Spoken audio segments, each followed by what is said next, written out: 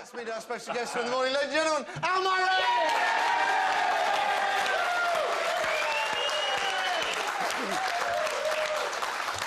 Most of them have just come out of the pub. I know, it's fantastic. What a beautiful crowd.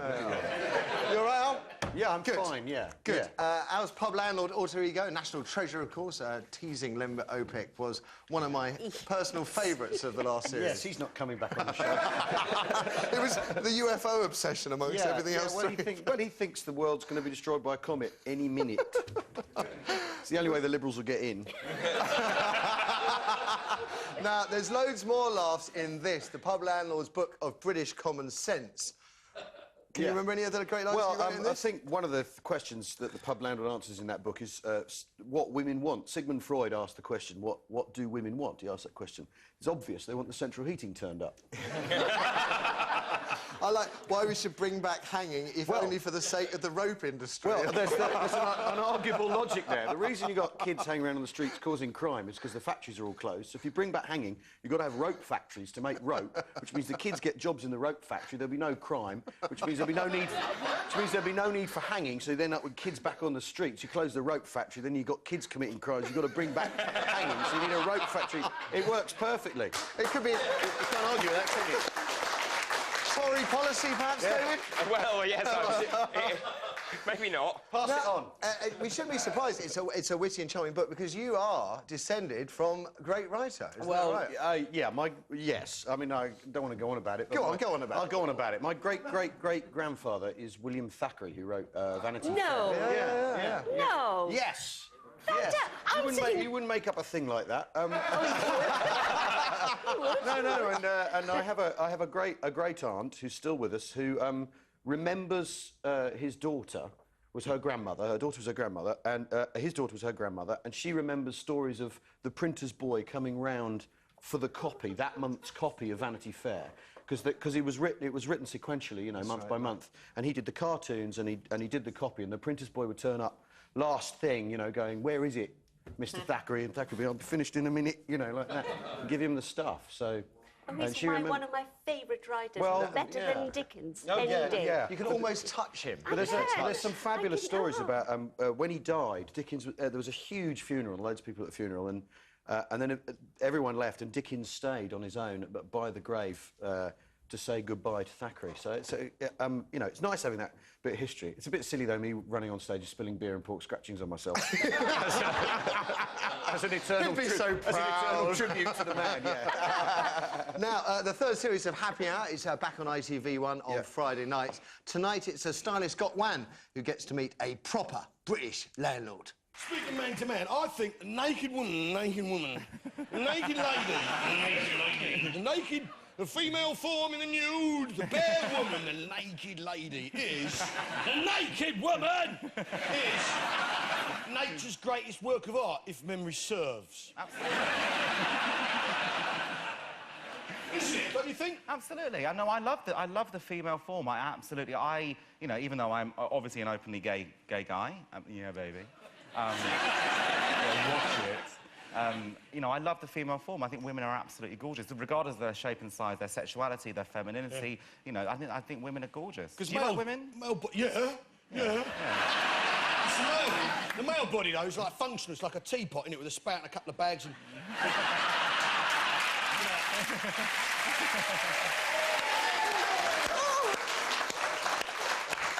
Hand on heart, I think it's one of the funniest things on TV. I really do. And he's good value as well, isn't he? Yeah, no, Gok's terrific. And we had Dawn French on the show as well, who was brilliant, and Robson Green, and the Sugar Babes did Bohemian Rhapsody, which you have to see to believe. It was brilliant. They did it really well, but when they said they were going to, I thought, right, OK. And you're going on the road as well, is that right? Yeah, it's a tour in February, and... There's some big dates. Yeah, some big dates, and going all over the country and everything, so... Can we say the big date in London? We can't say the big date in London just yet. Huge date in London, we can't quite say. But there will be a show in London, because we've had a lot of feedback from people saying, is there a show in London? So there is going to be a show in London. Yeah. Good. Listen, always a treat to have you here. Likewise. I've got a cracking show for you, and for you at home. It's going to kick off with Al taking us through the morning's misery. I'm sorry, the headlines. I'm still laughing about the seat, because when I sit in it, because I'm really light, the cushion depresses a little way and the edge of my jacket gets caught under the cushion of the arm. And as I got up to go up there, literally the whole chair. Anyway, let's find out what's making the news today. Al, what have you got for us? More depressing news. It's the Cold War, isn't it? It turns out that our brilliant local authorities have put, the different figures, but £20 billion of British investments have disappeared in Iceland. I mean, this is brilliant, isn't it? No one knows what's going on with this banking thing. No, Suddenly there's money in Iceland. I mean, when is the National Bank of Narnia going to come into this? It's just... I mean... and the other thing is, I mean, this is brilliant, but where is all this... Our government keeps telling us they're strapped for cash, they haven't got money for this, they haven't got money for that, but they've got money to bail out all sorts of different things. I mean, the banks is one thing, but councils and charities... Metropolitan Police. Yeah. I mean, what on earth is going on? I mean, I wish I understood... I wish I could even begin to understand any of this. You think about Iceland... I don't know much about Iceland because I don't think there's a lot to know to start off with. It's primarily volcanic. Yeah. OK, so you've got rock and water. Yeah. There's a lot of fish there. Well, no, there's no... I mean, we used to argue with them about cod, didn't we? Yeah, We've eaten all of them. Yeah. So...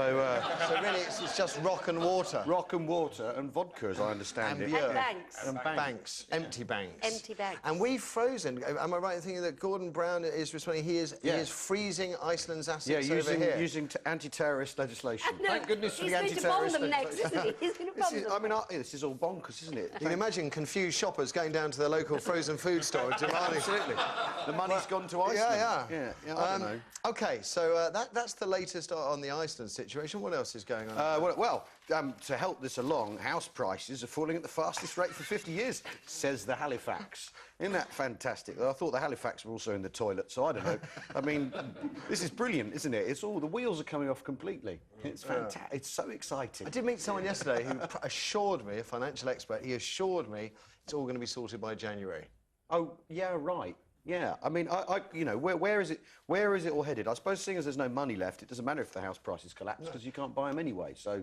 You know, Exactly. And we kind of knew that house prices had to fall to even out. So I do wonder. I don't know. Does anybody share this view that perhaps that we didn't recognise quite how excessive our lives were when you think about all the credit card debts that people were running up? Yeah. And perhaps there's a change of mindset going on in people, and that maybe I'm not going to say it's a new age of austerity. I think that's pushing it, but an age a conservative with small c. Yeah. Oh, definitely. I think everyone's going to have to tighten their belts. I mean, that's where I'm going to park the Bentley is now becoming quite...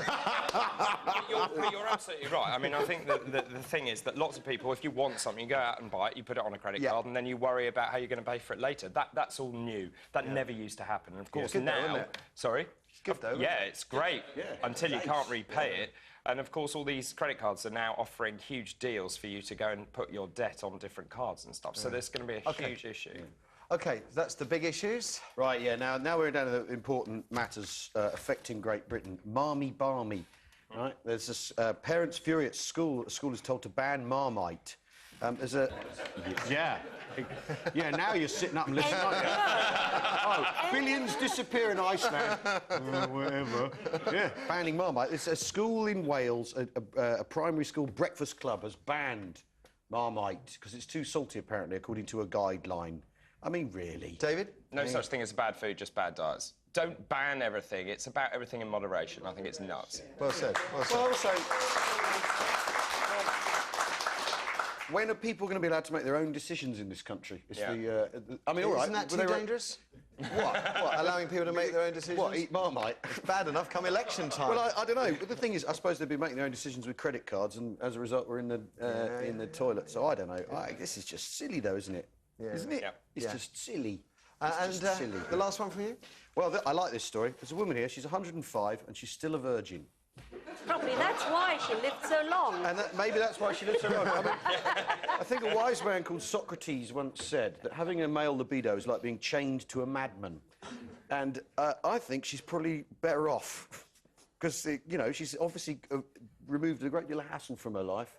Has a simpler life as a result. She said she was too busy, didn't she? Too busy to have a relationship. Yeah. Well, we used to think Cliff Richard was the same, but we now know better. So do we actually know better? Well, I think we sort of do. Do we really?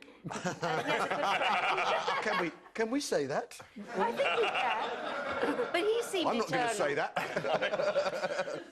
It's an interesting thought, isn't it? Because, you know, I would still say I would much rather die young and not be a virgin than be 105 and be. But there we go. Yeah, we're still going to get to 105, though, aren't you, mate? Now, Oh God, really? No, it's an interesting story because we are bombarded with sex, and Yeah. here she is prepared to stand up and go, "I'm not interested," and I But quite from like a different that. era, isn't she? Born in a different Yeah, I era, suppose, different yeah. age. Yeah. Fascinating, fascinating. Okay, Yeah. thanks for that. What have you got, Yasmin?